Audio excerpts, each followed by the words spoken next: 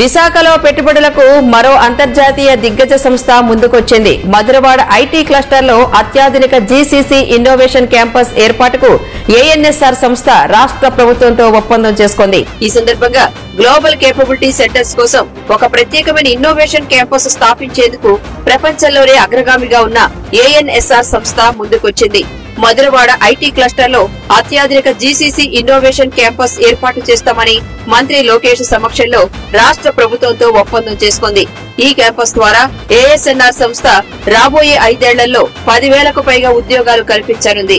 ప్రపంచ స్థాయి ప్రతిభ, బలమైన మౌలిక సదుపాయాలు, విజనరీ లీడర్షిప్ మేలు కలయికగా ఉన్న విశాఖ మహానగరం అద్భుతాలు సృష్టిస్తుందని ఏఎన్ఎస్ఆర్ సంస్థ సీఈఓ లలిత్ అహూజా అన్నారు.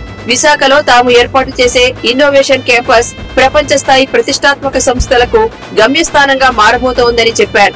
ఆర్థిక వృద్ధి వ్యూహంలో గ్లోబల్ కేపబిలిటీ సెంటర్లదే కీలక పాత్రన్న లోకేష్ కొద్ది నెలల సమయంలోనే ఈ రంగంలో అంతర్జాతీయ సంస్థలను ఆకర్షించడం తమ తొలి విజయమని తెలిపారు.